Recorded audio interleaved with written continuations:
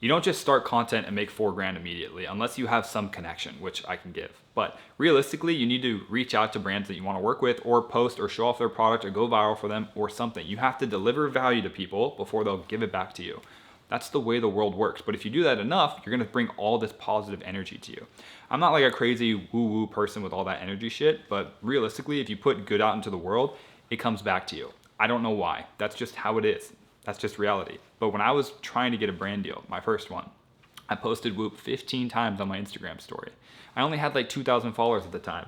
But every time they would view it and they would like it. They'd view it and they would like it. I wasn't thinking like, oh, I'm gonna get a huge deal or this or that. I thought maybe they'd send me some free stuff. But I really thought that me promoting Whoop would be really healthy for most people in the world because it's a great sleep tracker, great like running tracker. I got to learn all about like my HRV, my sleep patterns and all this stuff. And so I thought, you know what?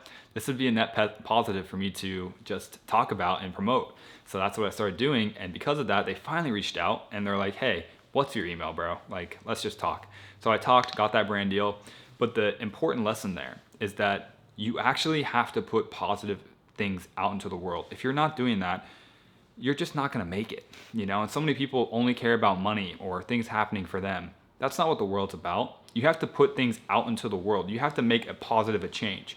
And a lot of the times if you do that, people are not gonna understand it or they're not gonna appreciate it. They're gonna make fun of you, they're gonna hate on you. But if you're legitimately having good intentions for the world and you put that out into the world and people still don't like you or they're hating on you or they're making fun of you, who ultimately gives a shit at all? Who cares? If you have pure intentions and you're trying to help and they're hating on you, does that say more about you or does that say more about them? And it says more about them. And ultimately, if you're gonna put yourself out there, it's a crab in a bucket mentality. We have a Pareto distribution. 80% of people are gonna try to pull down that 20% of people that are contributing all the wealth, all the success in the world. And I don't mean that those 80% of people aren't successful. I'm just saying they don't have the bright mental models to be where they wanna be. In order for you to get into that 20% from that 80%, you're just gonna have to change, which means you have to be vulnerable, put yourself out there online, and just let the results speak for themselves. Take feedback from people, make iterations, and improve. And if you can just do that for a long enough time period, you'll be successful.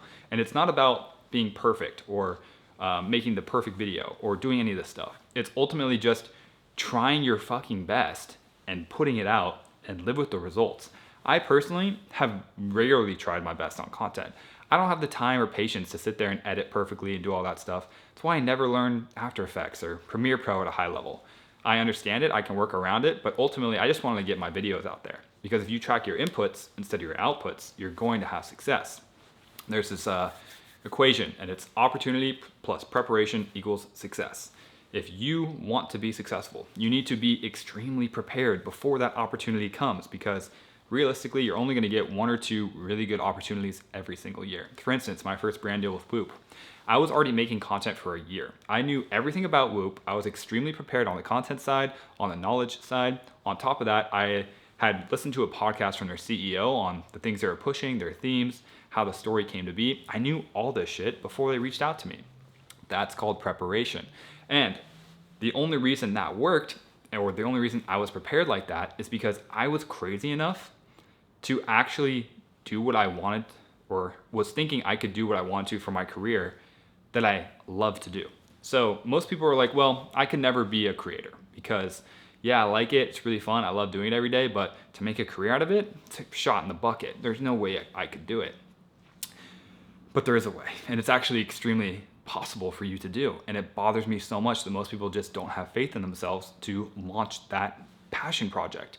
The only way you're going to have extraordinary success in your life is by doing what you truly love and trying to make it a career. Because if you do something that you don't love, but you're like, well, I am a good accountant, like I'm good with numbers and stuff, but it's not my passion, you're fucking screwed. That's just reality. Because people that are actually in love with accounting or numbers or financing or whatever are going to roll over you, because every day they're going to put in more pressure than you are and they're going to blow you out of the water. That's just reality.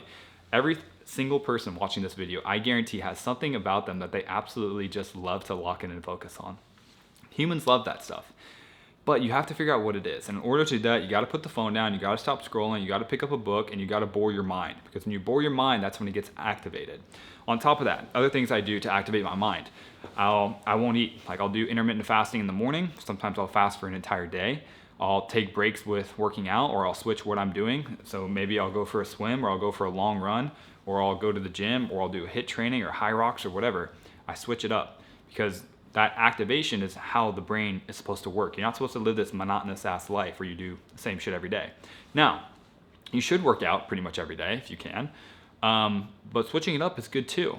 So there's something to be said for discipline, of course, but there's also something to be said for novelty and letting your brain feel alive and childish and joy and experience new things.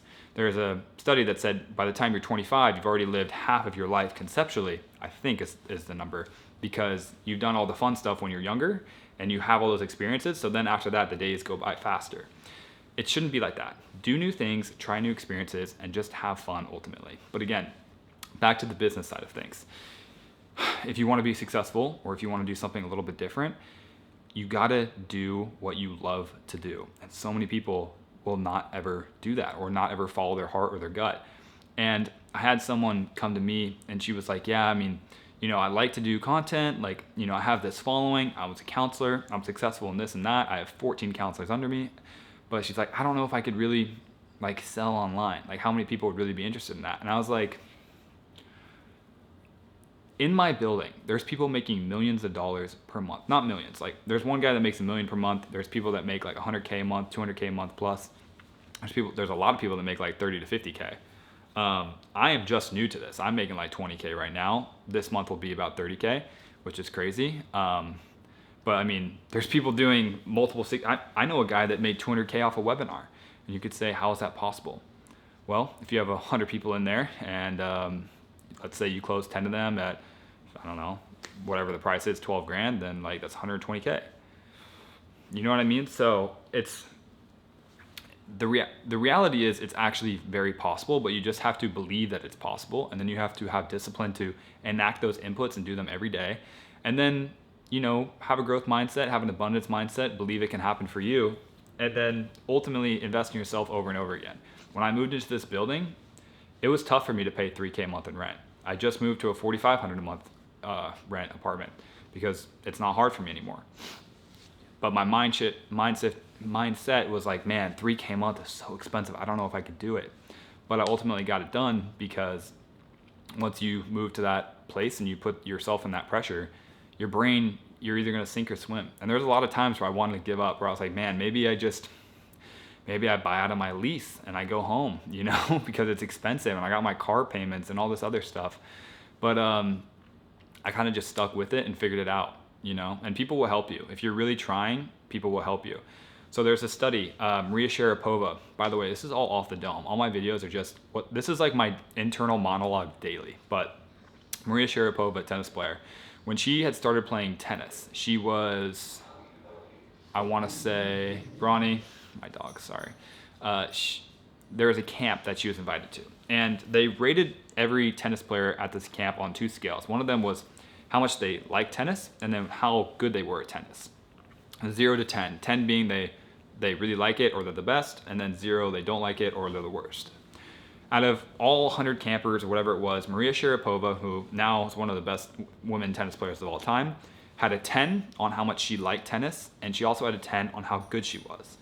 And that is what I always try to drive home to people, is if you want outsized or abnormal results on your effort, then you have to do something that you really, really love. And I love content. YouTube is new for me, I'm pretty new to it, but the idea of like a high leverage activity like this where I can positively affect potentially millions of people, which I have done, by the way. I have 300 million views on TikTok. Like that's a crazy concept to me, and it's just, you guys can do almost anything that you want, and most people are just locked up not doing it because the biggest objection I hear is, well, I don't really want the negative publicity online, or I don't want to be made fun of, or, which I get. Trust me, I get that more than most people will ever get. But ultimately, if you positively affect people, is it worth it? Ultimately, if you donate thousands of dollars to charity and like people are eating because of that, can you take that? I'm not saying I'm like a martyr or something, but I'm saying like there's way more good to come from putting yourself out there and just feeling all the feelings there are to feel than just hiding and not doing it. Like, why not do it? At least try. If it doesn't work out, then you quit. Who cares? But not trying at all is a sin in my mind. There's not much worse than that. Anyways, I hope you guys enjoyed this video. I'm probably gonna do an apartment tour. I have my coffee table coming today and my Hatch alarm clock, and then I have 4 posters and an orange mushroom lamp, kind of like that one, that are coming. And then I'm pretty much done after that. So hope you guys enjoyed. I'll talk to you guys soon. Have a great one. Go out there and kill it. Go do whatever you're supposed to do. Commit to it. You guys already know what you're supposed to be doing. Just do it. Just do it. I'll talk to y'all later.